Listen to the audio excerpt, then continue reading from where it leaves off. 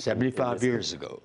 And 75, just celebrated 30, 40 has gone like that. Yeah. Pearl Harbor Day. Yes. And that's what put us into these barbed wire prison camps, American barbed wire prison camps for American citizens of Japanese ancestry. And we were in prison simply because we happened to look like the people that bombed Pearl Harbor. There were no charges, no trial, no due process in the most egregious violation of the Constitution.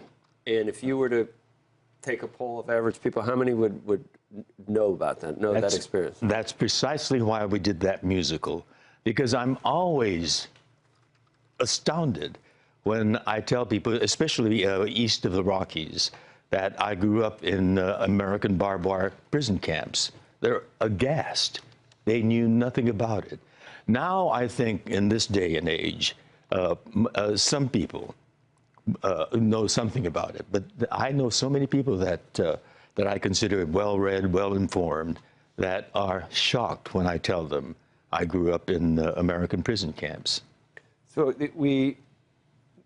what could we see? Could we see the live play, or and how was the film actually made? Well, we filmed our Broadway production. You filmed the production, and then so that a wider audience. We had two performances, one with the camera in the audience, together with the audience, and then another one with no audience, but with multiple cameras, one on a crane roaming over the stage. And it came in for close-ups, pullbacks, close-ups. So it's a amalgam of filmmaking and staged musical. And that's going to be screened tonight in over 600 theaters all across this country and Canada, because Japanese Canadians were put in Canadian prison camps. So it's very relevant to Japanese Canadians as well. And our musical Allegiance was directed by a Japanese Canadian whose father was imprisoned in a Canadian camp. Mm-hmm. Wow. What's your message, George? I mean, I don't want to turn this into a political conversation, but obviously, in this day and age, we should be aware that people who look different, maybe not from you and me, but in general, minorities out there, just because you look a certain way doesn't mean that there are certain assumptions that go along with that.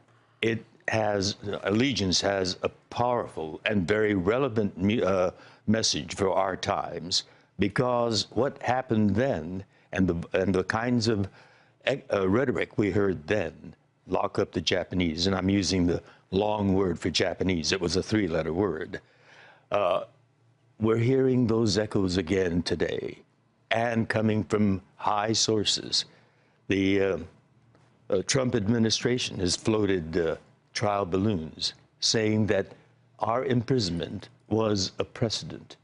Now, if it was a precedent, it's a precedent for knowing we should never do something like this again. It is, last Sunday night, I was at the Muslim Public Affairs Council annual dinner, and I spoke there. And what was heartening to me there was we had so many elected officials there. The Attorney General of California, Javier Becerra, Congressman Ted Lieu, County Supervisor Mark Ridley Thomas, who were there to speak, to support the Muslim people.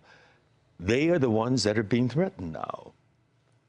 These sweeping statements that Donald Trump made during the campaign, saying all Muslims should be banned from entry into the United States.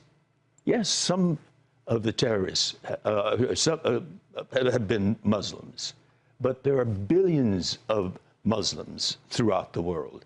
And to make that kind of all-encompassing, sweeping statement is crazy, insane. But that's the same thing that happened to us. And they're talking about a Muslim registry. Well, we know about that because they called it a database. A Japanese database. They knew exactly who we were, where we lived, what we did. And after that came the curfew. We were to be home by 7 p.m., remain in our homes until 6 a.m. in the morning. We were imprisoned in our homes at night. It was a slippery slope, in other words, and then, to the internment camp. After that, we discovered that our bank accounts were frozen. We didn't have access to our life savings. We were financially paralyzed. And then the soldiers came to take us away. So we're going to learn through reminding ourselves Through that history does repeat music itself and if we're not dance as careful. well, because we were resilient. Right. But part of resilience is also being able to live as human beings, having the strength to fall in love. And we tell our story with 2 love stories. And I'm the aged veteran of the Second World War, and that's the other aspect of this. Japanese Americans were drafted out of imprisonment because they realized that there's a wartime manpower shortage.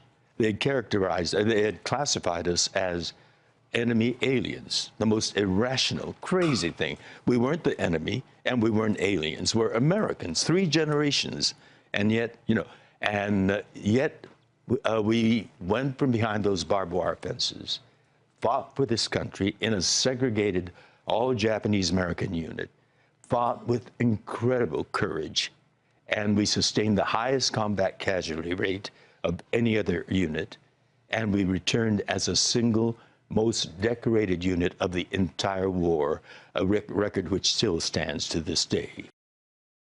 Hey there, thanks for checking out CNBC on YouTube. Be sure to subscribe to stay up to date on all of the day's biggest stories. You can also click on any of the videos around me to watch the latest from CNBC. Thanks for watching.